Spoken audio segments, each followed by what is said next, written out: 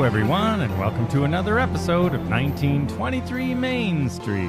Home of the Disney Travel Podcast with the latest Disney travel news. We are your hosts. I am Mike Braddock. And I'm Amelia Braddock. And today, our trip report from Disney's Vero Beach and Walt Disney World. And some other Disney travel news stories at the end of the show. But let's start with, we just returned from our summer dual vacation. Sometimes in the summer, we like to visit Disney's Vero Beach Resort and then head to Walt Disney World Resort. So if you have not done this, it is a great summer combination. I say summer because the ocean's nice and warm, the weather's hot, and it's fun. So what we do, we fly into Orlando Airport, rent a car, and drive to Disney's Vero Beach Resort first. Pretty easy run. You take the B line across and then 95 south. I'd say it's about an hour 15. Yeah, it's not too bad. And we stop usually in Palm Bay and have lunch and do a little shopping, and then we head to the resort. Yeah, it's a nice mini road trip. This year, we had a 2-bedroom villa, so sometimes we stay in the main inn with an ocean view villa. So the way Vero Beach Resort is laid out, there's a main inn, they're all studios, and then there are 3 outer buildings with 1- and 2-bedroom and studios, I believe, rooms. And then there are 6 grand villas, 3-bedroom beachfront cottages. Those are pretty cool. You have both the Atlantic Ocean beach, which is pretty awesome. And this year it's interesting. They're really changed the dunes. So they're really piled high and you sort of walk through them. Yes, and the sand does get quite hot around Yes, it is Florida in the summer.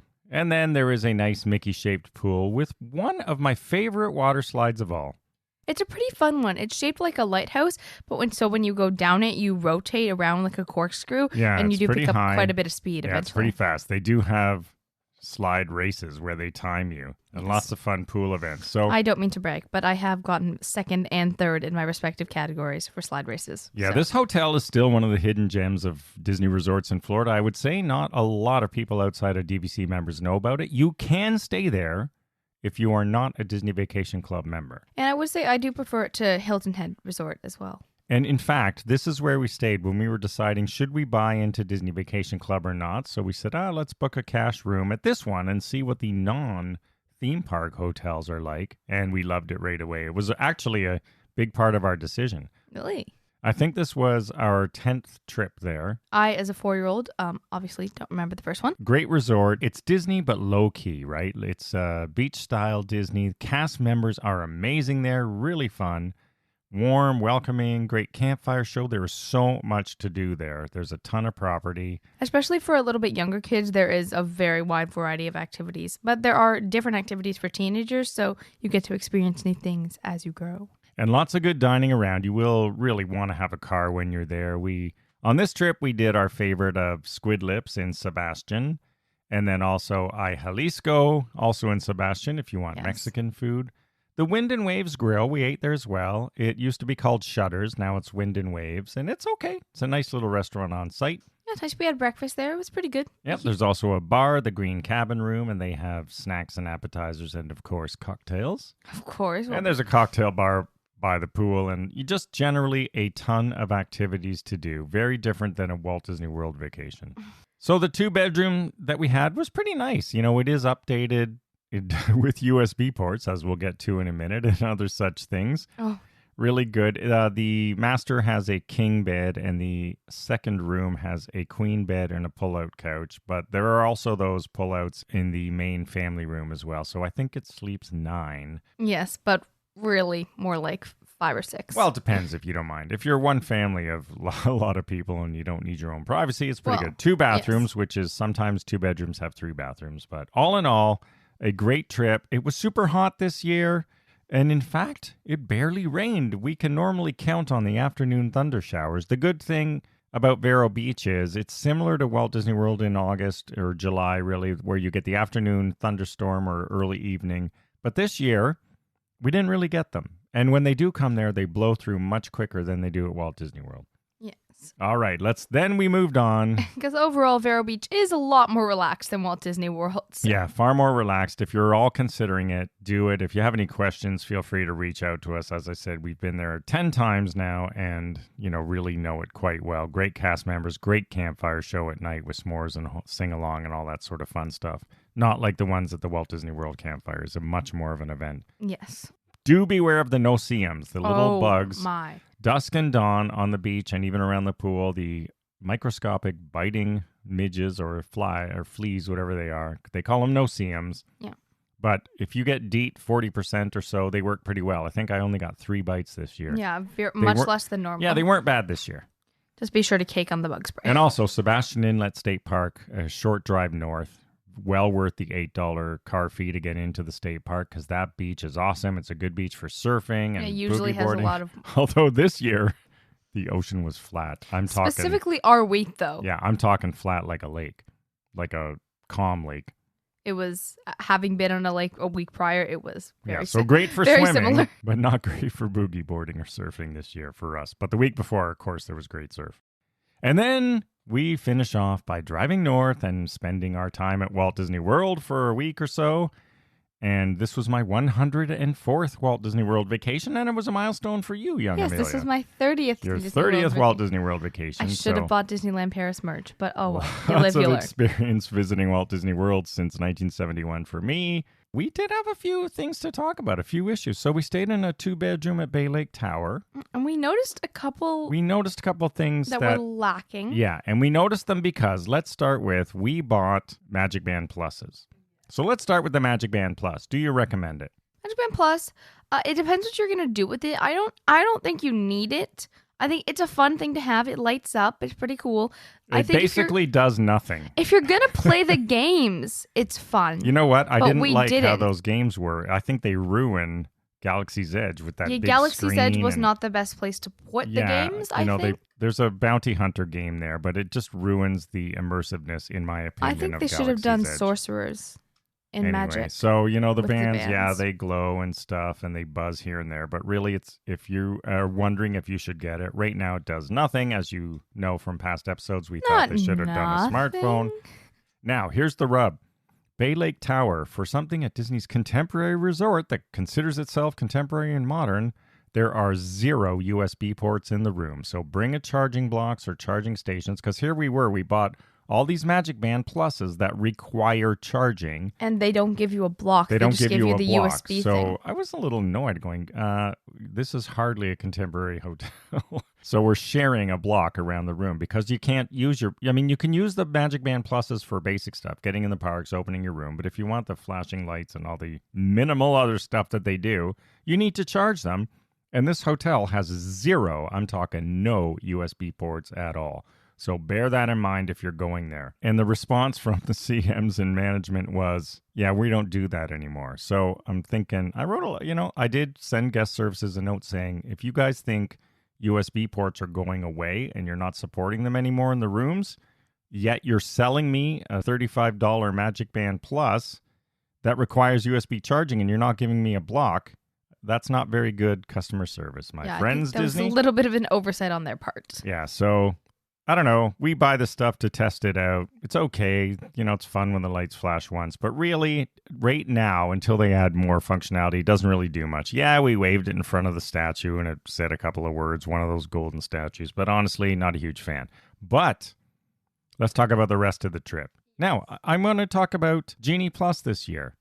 We actually got more use out of it, right? So Genie Plus and individual Lightning Lane. Genie Plus is fine. I do feel that I prefer Fast Pass because I feel like personally I can get on more rides, but at the same time, that might not be true because of how they did the tiers in Fast Pass. Yeah, so typically I would be the one waking up for the whole group, before 7, buying Genie Plus for the day. Yeah, that part's a little bit annoying. You should be able to do it a tad in advance. And, it's not as busy when we went. It's way different than March when it was much busier because local Floridians are back in school for the most part. And so I was able to get my individual Lightning Lane quite easily, even for Cosmic Rewind, and then go in and book the first Lightning Lane with Genie Plus. And then we did make pretty good use of it each day, going to one and then immediately, as soon as we checked in, booking the next Lightning Lane. And pretty much everything for the most part was there and we got it. So it was pretty good from that respect. Had a good experience with Lightning Lane and Genie Plus for what it is. What else did we do fun? We did. The Wicked Wind Down. Yes. The Wicked Wind Down is for DVC members at the Top of the World Lounge in Bay Lake Tower. And they have re-themed the top of the world to be the villain's lair. And the Wicked Wind Down was pretty fun. Yeah, and you did get some very nice seating for the fireworks. Yeah, we got a window side table. We still went outside to watch it, but they reserve your table and they give you, for your money, a pretty nice cocktail or mocktail. Yes, and your choice of appetizers. As and well then as a 7-layer cake. A 7-layer villain cake for dessert. One choice for dessert. But it was pretty good. You know, but it was a pretty fun little event. Although I believe the cake did have traces of nuts in it, so that is something to be aware. So bear that in mind. Maybe they have an alternative. I'm sure they must. Yeah, but I like the Wicked Wind Down, so if you're thinking about it, you know, it's good. Then we watched fireworks from there. So it was fun. Just a fun little thing to do. And we were actually staying in Bay Lake Tower this time, as we said, so it was a no-brainer. I will say the 2-bedroom is getting a little dated. So if they're going to refurb Bay Lake Tower, please add USB ports and pick up the rooms a bit. There was no more pens or pads in the room. I mean, it's really getting budget, right? No tea bags. They're really cutting back on everything in the Disney Vacation Club rooms, at least at Bay Lake Tower. Epcot. Lots of fun. Epcot, the Food and Wine Festival this time, it had some very good options. They brought back the beignet de trois fromages in France. And of course, the walls are still up. So the whole fountain, where the fountain used to be, that whole area is still walled off. So the Moana thing is not open yet. I'm not sure why the walls are up, because Connections is open, Guardians is open, which, by the way, Guardians is all right, talk about Guardians ride. of the Galaxy Cosmic Rewind. Guardians was amazing. It, for me personally, has edged out Everest as my third favorite ride. The pre-show is really cool. Very nice special effects. I'm not going to spoil it if you have not gone on it. It's really fun. My tip, after the really cool thing happens in the pre-show, you'll know if you there, you're going to want to go a little bit farther back, because that's where it goes directly to the line. You're going to want to go a little bit farther back and on the right-hand side. That's my tip for where to go on Guardians to get ahead. Yeah, so again, crowds were moderate overall, I would say, right? Not too bad, like I said. Not too bad. Personally, we got Lightning Lane for, I believe, 8:45 in the morning, and we walked right on Guardians. Yeah. We walked on. So we didn't crash any of the parks for rope drop, because we just went through Genie Plus and Lightning Lane, and you know what? It worked out pretty well for us. It was really fun. I didn't find Guardians too spinny. I think you can do. I mean, I know some people found obvious issues with it. I didn't find any of that. I thought it was good. Didn't spin too much. It was a fun roller coaster, and we personally on our ride had one way or another, which I enjoyed as a song choice. So as your song choice. Now, the Food and Wine Festival was good. My top pick this year is from the Kenya booth, the Coffee Rub Spicy Beef Tenderloin, I believe it is. It was really, really good. So if you like beef, I'm telling you, go to the Kenya booth, which is around past the American Adventure, sort of in the back somewhere around Germany or Italy, somewhere in that area. And it was really good, really tasty beef dish. Not, very, very slight spice, not overly spicy, but I liked it a lot. So that was my top pick this year.